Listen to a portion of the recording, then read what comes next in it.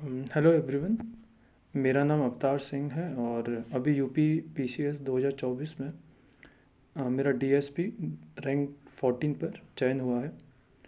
और अभय सर के चैनल के माध्यम से मैं मेरी जो भी प्रिपरेशन स्ट्रेटजी और मेरी जो जर्नी रही है मैं उसको आप सबके साथ साझा करना चाहता हूँ। जैसे कि आप सब जानते हैं कि ये एग्ज़ामिनेशन 3 स्टेजेस का है, प्रिलिमिनरी, मेंस एंड इंटरव्यू।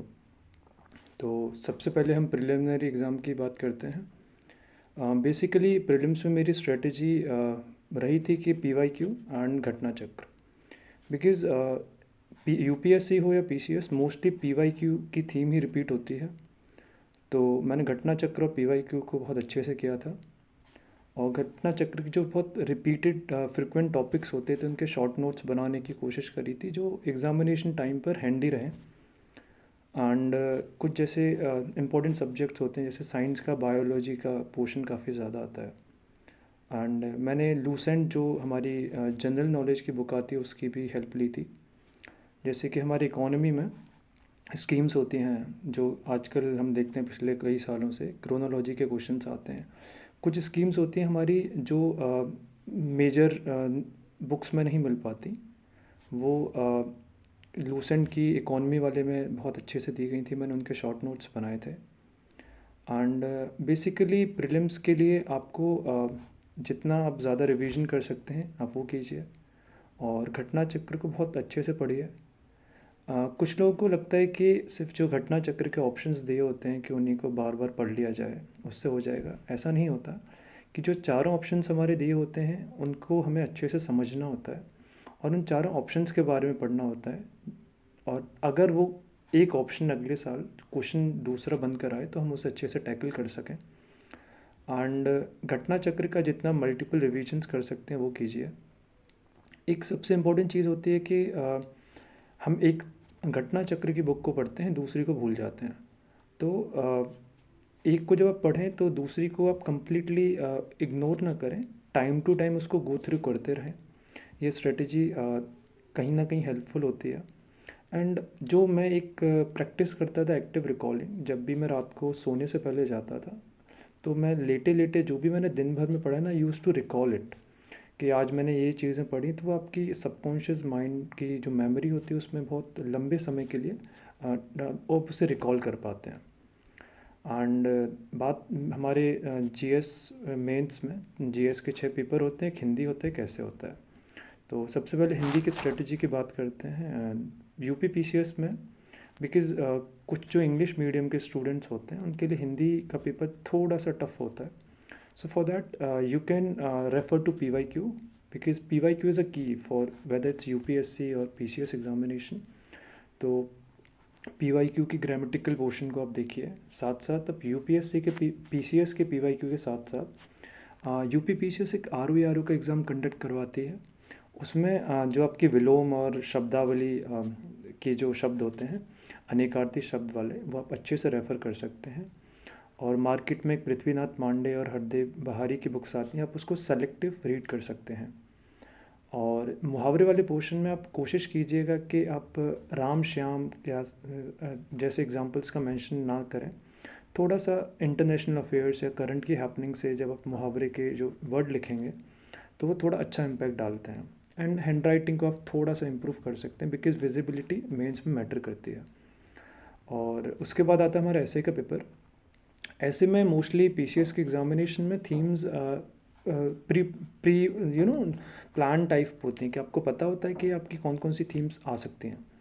तो यू ऑलरेडी नो कि कौन कौन सी थीम्स आ सकती है, आप उन पर शॉर्ट नोट्स बना सकते हैं। मैंने जो मोस्टली थीम्स जो थी उनके शॉर्ट नोट्स बनाए थे, मैंने कोटेशंस बनाई थी, कुछ पोएम्स लिख ली थी, सो दैट मैं एग्ज़ाम में उसको लिख पाऊँ। तो आप उस पर थोड़ा काम कीजिए। एक आपका फ़्लो बहुत अच्छे से मेंटेन होना चाहिए ऐसे में, सो दैट एग्ज़ामिनर इंगेज रहे कि आप उसे नेक्स्ट पैरा में क्या लिखना चाह रहे हो, सो दैट कि वो उसकी थीम से डिविएट ना हो, कि बोरिंग उसे फील ना हो। तो वो आपको ऐसे में बहुत अच्छे मार्क्स फैच कर सकता है। एंड उसके बाद आता है हमारा GS1, जिसमें मोस्टली हमारे जोग्राफ़ी एंड हिस्ट्री जैसे टॉपिक्स होते हैं, सोशल इश्यूज़। तो बुक एंड स्ट्रेटजी भाई है, हिस्ट्री और जोग्राफ़ी के लिए आप मोस्टली एनसीईआरटीज़ ही करते हैं। हाँ, एंड जो चीज़ें मैंने कुछ सेपरेटली की थी बाकी लोगों से, यही था कि आप थोड़ा सा ज्योग्राफी और हिस्ट्री की चीज़ों को अंडरलाइन कर दीजिएगा, और एक आपका फ्लो रहे इंट्रोडक्शन बॉडी कंक्लूजन वाला।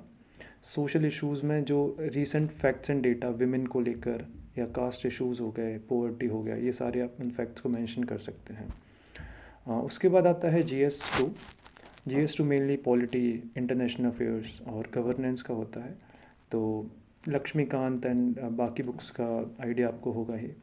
मैंने बहुत शॉर्ट नोट्स बनाए थे। यूजुअली मैं क्या करता था कि न्यूज़पेपर डेली रीड करता था, जो भी उससे रिलेटेड होता था मैं उनको एक शॉर्ट नोट्स बनाता था अपनी नोटबुक में, कि जो जो पेपर में बनाई जा सकती हैं, फिर कुछ मैं अपने व्हाट्सएप का जो अपना सिर्फ जो खुद का सेल्फ होता है उसमें उन सबको ट्रांसफ़र कर लेता था, so that comes handy when you are appearing for examination, कि आप फ़ोन में जल्दी जल्दी पढ़ लें।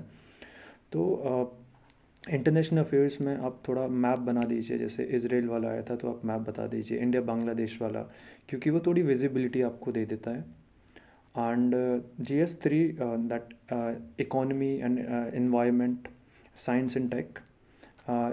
इकोनमी मोस्टली आपका करंट अफेयर रिलेटेड ही रहता है, आपको डेटा एंड फैक्ट्स काफ़ी यूज़ करना होता है। एंड साइंस एंड टेक को लेकर लोगों को थोड़ा सा डर होता है, तो उसमें कुछ नहीं, जो रीसेंट करंट हैपनिंग चल रही हैं, गवर्नमेंट ने साइंस एंड टेक में कौन सी स्कीम्स और प्रोजेक्ट्स लॉन्च किए हैं, तो आप उनमें थोड़ा सा करंट में जो भी हैपनिंग है उनका नोट्स बनाएं, आप उससे अवेयर रहें। Because this exam is more about awareness, कि क्या आपके आसपास चल रहा है, गवर्नमेंट के क्या क्या इनिशिएटिव्स हैं, आप उनको पेपर में मेंशन करें। And GS4, I think GS4 में I did far better in other papers, because जो भी स्टार्टिंग के 7 या 8 क्वेश्चंस थे, मैंने उनमें in every value, in every question whatever they are asking, मैंने हर एक डिफरेंट ब्यूरोक्रेट का एग्जाम्पल देकर मैंशन किया था। I made notes for it. If you want, I can share those ethics notes on Abhay sir channel. You can access to it. And even सबसे important होता है कि एथिक्स में आप ये देखिए क्वेश्चन पूछा क्या जा रहा है। हमारे टाइम में एक क्वेश्चन आया था, इंटरनेशनलाइजेशन ऑफ एथिक्स, तो लोगों ने उसको इंटरनलाइजेशन ऑफ एथिक्स पढ़ लिया था। Then you are approaching it in a different way. And जैसे एंड अब बात आती है GS5 एंड 6 की। मोस्टली लोग GS5 एंड 6 को लेकर बहुत ज़्यादा कंफ्यूज रहते हैं कि कहाँ से पढ़ें, यूपी का इतना ज़्यादा हमारे पास रिसोर्सेज अवेलेबल नहीं है। तो सबसे पहले तो आप ये ध्यान दीजिएगा कि अगर यूपी के GS5 एंड 6 को कमीशन ने इंट्रोड्यूस किया तो उसका मेन पर्पज़ यही है कि आपको अपने स्टेट के बारे में नॉलेज हो, so that because you are serving that state ना, तो यू शुड अवेयर कि कहाँ कहाँ क्या है स्टेट का। तो आप उसमें जो आपके इंडिया वाला डेटा है उसको ना यूज़ करें तो ज़्यादा बेटर होगा, बिकॉज़ वो पेपर ही यूपी स्पेसिफिक बनाया गया। तो यूपी की वेबसाइट है निवेश मित्र, निवेश सारथी एंड न्यूज़पेपर में जो भी यूपी गवर्नमेंट के इनिशिएटिव्स आते हैं, आप उनके शॉर्ट नोट्स बना सकते हैं। क्योंकि स्टैटिक वाले पोर्शन के लिए तो बहुत सारी बुक्स हैं, राकेश सारस्वत की बुक है, एंड ओनली IAS प्रहार के नोट्स आप यूज़ कर सकते हैं। अभय सर ने अपने चैनल पर बहुत सारे UP 5-6 के बहुत अच्छा डेटा एंड नोट्स शेयर करते हैं, आप उनको एक्सेस कर सकते हैं। एंड सबसे इम्पोर्टेंट ये है कि GS5 एंड 6 में आप एग्जाम्पल्स यूपी रिलेटेड दें। यूपी के NGOs क्या हैं, यूपी का मेडिकल इंफ्रास्ट्रक्चर, हेल्थ, एजुकेशन में डेटा यूपी स्पेसिफिक यूज़ करें।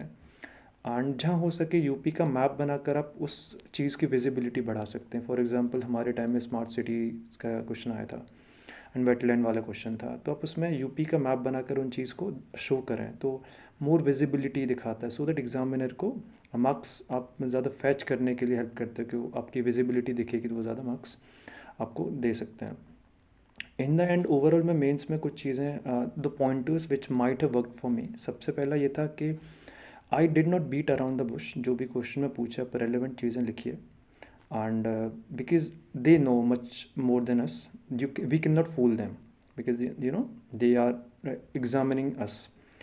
And introduction, body, conclusion, format जो हमेशा क्लासिकल होता है, stick to it. I did not made those diagrams फूल पत्ती एरोज वाला, बिकॉज एक तो इतना टाइम नहीं मिल पाता है, दैट फ्लो मेंटेन नहीं हो पाता। एंड कभी कभार मुझे लगता है शायद एग्जामिनर का माइंडसेट हो कि यू आर स्पेस बचाने के लिए ये सब कर रहे हो, कि जल्दी से जल्दी स्पेस फिलअप हो जाएगा। एंड मैंने हमेशा क्वेश्चन 1 to 20 ही सीक्वेंस रखा था, बिकॉज आई बिलीव कि साइकोलॉजी आपकी ये होती है कि जल्दी जल्दी एक बचाए 19 बचे तो जल्दी जल्दी करो, बिकॉज जब आप 11 to 20 शुरू करते हो तो आपको लगता है 20 क्वेश्चन हो गए, फिर बाद में आके बहुत लेथार्जिक होकर स्लो स्पीड आपकी हो जाती है। बिकॉज मेरे सारे पेपर 5 मिनट पहले हुए थे, तो मैंने हमेशा स्पीड मेंटेन रखी थी। एंड इफ़ पॉसिबल आप जब पढ़ते हो तो चीज़ें लिख लिख के पढ़ो, तो आपका मसल्स मेमोरी बहुत अच्छे से काम होती है कि brain knows when your hand is moving, तो आप उस पर काम कर सकते हैं। एंड एक चीज़ जो मैंने सबसे अच्छी करी थी शायद, जो भी इम्पोर्टेंट डेटा फैक्ट्स होता था मैंने उनको अंडरलाइन किया था। जैसे हमारे में एक फ्रेंच रिवॉल्यूशन वाला क्वेश्चन आया था नेपोलियन के टाइम का, मैंने जो भी फ्रेंच रिवॉल्यूशनरीज थे, मोंटेस्क्यू, वोल्टेयर एंड रूसो, ऐसी चीज़ों को अंडरलाइन कर दिया। बंगाल रिवॉल्यूशनरी का था तो मैंने कल्पना दत्त और जो भी हमारी थी सुकुमार सेन, उन सब का अंडरलाइन कर दिया, तो शायद उससे थोड़ी विजिबिलिटी रही हो। आप अंडरलाइन वाली चीज़ कर सकते हैं।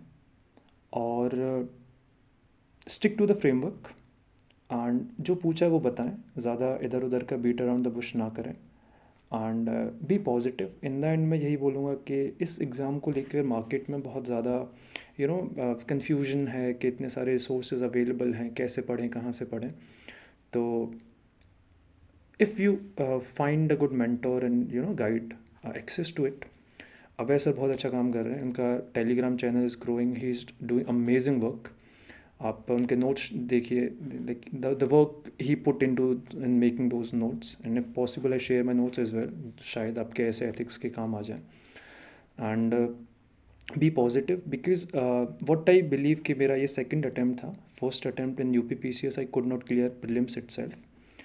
एंड इस अटेम्प्ट में मैंने सबसे अच्छी चीज़ ये करी थी कि मैंने खुद को बहुत पॉजिटिव माइंडसेट के साथ रखा था कि सब कुछ पॉजिटिवली रखना है। एंड जब आपका माइंड बहुत काम रहता है तो आप चीज़ें बहुत अच्छे से लिख पाते हैं, समझ पाते हैं। And don't fool yourself. खुद में हैव सेल्फ बिलीव कि एक दो अटैम्प्ट ज़्यादा लग जाए शायद, you will go you will sail through it. And Abhay sir हो गए और कुछ और भी, आप उनके यूट्यूब और टेलीग्राम पे एक्सेस कर लें, बहुत अच्छे से लोगों को गाइड कर रहे हैं। Access to him, he will help you surely. And give your best, be positive, in the end सब अच्छा होगा। Thank you.